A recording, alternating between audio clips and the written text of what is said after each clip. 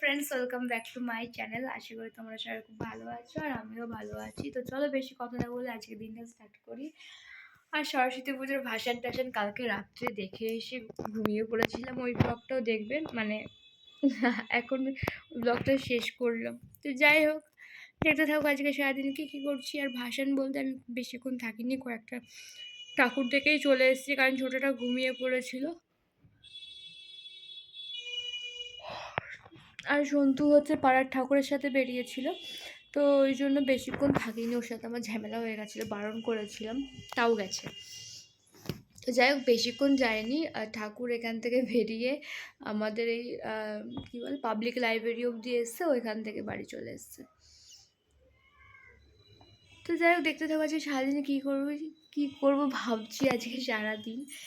বাড়িতে একা একা, মানে ছোটোটাকে নিয়ে আমি একা একা যা যা করবো তোমাদের সাথে শেয়ার করতে থাকবো। আশা করি ভালো লাগবে। তো দেখতে থাকবো। আর আজকে অনেক কাজও আছে, পুরো ঘর বাড়ি পরিষ্কার করতে হবে। এই কদিন ধরে জামা কাপড়, মানে 3-4 দিন ধরে, হ্যাঁ এবার তো 2 দিন পুজো ছিল, ঠাকুর একদিন ছিল, আর কাল ভাসান হলো।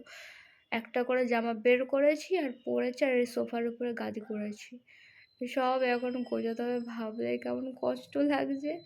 জামা কাপড় বের করে পরতে ভালো লাগে, তারপরে গোছাতে গেলে আরও বিরক্ত লাগে।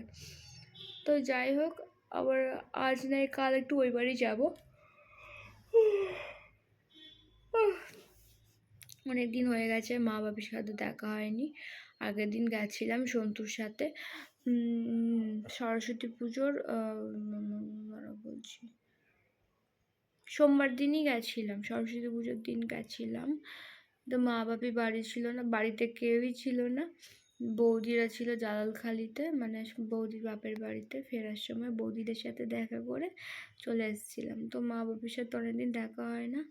দেখি আজকে যাই না কালকে যাই, শুনতে এবার কী করে দেখি। কেমন ল্যাদ ল্যাদ লাগছে, একটুও ভালো লাগছে না রে। আর গরমের, মানে এখনও এই মাসটা পুরো ঠান্ডা থাকার কথা, এই মাসের মাঝামাঝি গিয়ে গরম পড়ার কথা, সেখানে জানুয়ারি মাসের মাঝখান থেকেই এমন বিচ্ছিরি পচা গরম পড়ে গেল কি বলবো। আর এইরকম ওয়েদারে প্রচণ্ড ঘুম পায়। যাই হোক, সন্তু বেরিয়ে গেছে কাজে, আর আমি এখন একটু ফ্রেশ হব। যতক্ষণ না ফ্রেশ হবো এরকম বাজে হাই উঠতেই থাকবে, আর দিনটা পুরো ল্যাদ ল্যাদ লাগছে। যাই হোক চলো, আজকে দিনটা এখান থেকেই শুরু করি। ফ্রেশ হয়ে নিলাম, আর হচ্ছে এখন শোনার জন্য একটু খাবার বানাবো, কারণ ওকে না আমি এই মাস থেকে ফর্মুলা দিচ্ছি, আর সারাদিনে 3 বার দিচ্ছি। প্রথম প্রথম তো মানে আজ নিয়ে এই কদিন হলো দিচ্ছি। তো যাই হোক, প্রথম প্রথম খাচ্ছিল না, আর খেয়ে ওর পটিটা ঠিকঠাক হচ্ছে না। তো যাই হোক, এই মাস থেকে যদি অভ্যেস না করি, সামনের মাস থেকে ওকে স্যালাইন দিতে হবে, ওর আরও প্রবলেম হয়ে যাবে। তো সেই জন্যই সবাই বললো, আমার মা বললো যে ওকে আস্তে আস্তে ফর্মুলাটা খাওয়া শেখা। তো সারাদিন ওকে 3 বার দিই, এখন একবার দেবো, দুপুরে একবার দেবো, রাত্রে একবার দেবো। তো ও এখনই ঘুম থেকে উঠবে, 1 ঘন্টার বেশি হয়ে গেছে ও ঘুমিয়েছে, এখনই ঘুম থেকে উঠবে। তো আমি টুকটুক করে খাবারটা বানানো শুরু করি, কারণ ও উঠে ওর মানে খিদে পেয়ে যাবে, আর তখন খাবার বানাতে গেলে মানে রেগে যায়, খ্যাটখ্যাট করে ওর খিদে পেয়ে গেলে। তো যাই হোক, আর ঠিক টাইম মতন খাবার দিয়ে দিলেও খেয়ে দিয়ে আবার খেলা করে বা ঘুমিয়ে পড়ে। তো যাই, আমি এখন টুকটুক করে খাবারটা বানিয়ে নিই। এই যে সবকিছু নিয়ে বসে পড়েছে, এইটাতে আমি জলটা মেপে দিই, এটা বলে দিয়েছিল কতটা ml দেবো মেপে দিই। তারপরে এর মধ্যে ঠান্ডা করার আগে না ওকে আমি ঝিনুকে করেই খাওয়াতাম, কিন্তু প্রচণ্ড কান্নাকাটি করে খেতে গেলে, খুব কষ্ট লাগে আমার। তো এখন কদিন ধরে আমি বোতলে দিচ্ছি, ও খুব ভালো করে খেয়ে নিচ্ছে। কদিন আমি ওকে ঝিনুকে খাইয়েছি না, এত কান্না করে, আমার খুব খারাপ লাগে, আর চোখ বন্ধ করে কাঁদতে থাকে, আর আমার একদমই ভালো লাগে না ওকে কাঁদিয়ে কাঁদিয়ে খাওয়াতে।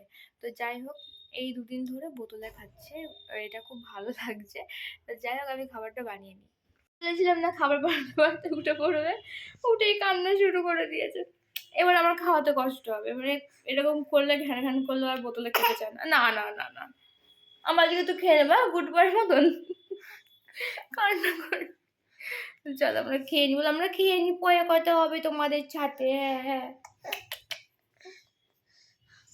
যাই হোক, খাওয়ানো হয়ে গেছে, একটুও দুষ্টুমি করেনি। এখন ঢেক তোলানোর জন্য এভাবে বসিয়ে রেখেছি। ওকে এরকম বসিয়ে না পিঠে একটু ট্যাপ ট্যাপ করে দিলেই ও ঢেক তুলে দেয়, কোনো অসুবিধা না। আগে তো আমি ঢেক তোলাতেই পারতাম না যখন ছোট ছিল, মানে ভয় লাগতো কি ফোন দেখতে হবে। আর এখন তো শোন আমার বড় হয়ে গেছে, আমার গুড বয়, ও খেয়ে নিয়ে একটু বসে ট্যাপ ট্যাপ করে দেয়, ঢেক তুলে দেয়। তো যাই হোক, এখন ওকে একটু ঢেকটা তুলিয়ে নিই, তাই না বাবা? এবার ওষুধ খেতে হবে তো? হ্যাঁ, এই তো ওষুধ খেতে হবে তো। তোমার তো একটু ঠান্ডা লেগেছে, একটু ঠান্ডা লেগেছে না? একটু ওষুধ খেতে হবে। হ্যাঁ হ্যাঁ দেবো। হ্যাঁ হ্যাঁ হ্যাঁ হ্যাঁ, তুমি আমার সোনা বাবা, তুমি আমার জিজি বুড়ো। হ্যাঁ, ওই যে বাবু, কি হলো কি হলো কি হলো কি হলো কি হলো, এটা কি হলো? ঘাড়ে লাগবে না? হ্যাঁ, বচো বচো, আমি ওষুধটা নিয়ে আসি। হ্যাঁ, এই তো ওষুধ খেয়ে নি আম্মা, এই তো ওষুধ খেয়ে নি, এই তো ওষুধ খেয়ে নি। এই আবার আবার আবার উল্টে গেল রে, গাড়িটা উল্টে গেল রে। এই এই এই বাবা, এই বাবা আবার হাসে। হুম হুম হুম হ্যাঁ হুম হুম। তো যাই হোক, আমার স্নান টান হয়ে গেছে, খাওয়াও হয়ে গেছে, এখন একটু রেস্ট নিচ্ছি। আমি বলে নিই, তারপর তুমি বলো। একটু রেস্ট নিয়ে নিই, তারপরে সর্দি এসেছিল, ঠিক করলাম যে একটুখানি বেরোবো। সারাদিন তো বাড়িতেই বসে থাকে একা একা ছোটোটাকে নিয়ে। তো আমি সর্দি আর পুচু একটু বেরোবো। হ্যাঁ বাবা, আমরা তিনজনে মিলে একটু বেরোবো। বাবা রে। তো যাই হোক, বেরিয়ে তোমাদের সাথে দেখা হচ্ছে আবার। আর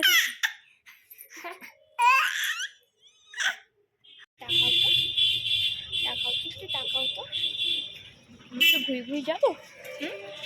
তুমি ঘুই যাবে আমাদের সাথে? বলে যাও, আমরা এখন কিন্তু ঘুই যাচ্ছি মামার পিপির সাথে, পিমনির সাথে। হুম, পাপা এখন আসেনি, তাই আমরা ঘুই যাচ্ছি, তাই তো? ওই বাবা ওই বাবা। তো এই যে আমি আর সত্যি বেরিয়ে পড়েছে, বেরিয়ে চ্যালেঞ্জের মোড়ে চলে এসছে। এখানে আসার কারণ হচ্ছে ফুচকা খাবো, ফুচকা খেতে ইচ্ছা করছিল। আর আমি বাড়ি থেকে যাওয়ার সময় দিদিকে বলছিলাম, দিদি বেরিয়ে ফুচকা খাবো। তো ফুচকা খেয়ে চলে আসলাম লাইব্রেরি মাঠে। এখানে 12 মাসে 12 রকম মেলা হয়, জানি না কি আমি ঠিক বুঝতে পারি না, যখনই যাই তখনই দেখি মেলা চলছে। তো চলে আসলাম, আর এখানে এসে দেখলাম বেশ ভালো একটা প্রোগ্রাম চলছে। তো আমি আর দিদি একটুখানি মেলায় ঘুরলাম, তারপরে হচ্ছে এখানে স্টেজের সামনে বসলাম।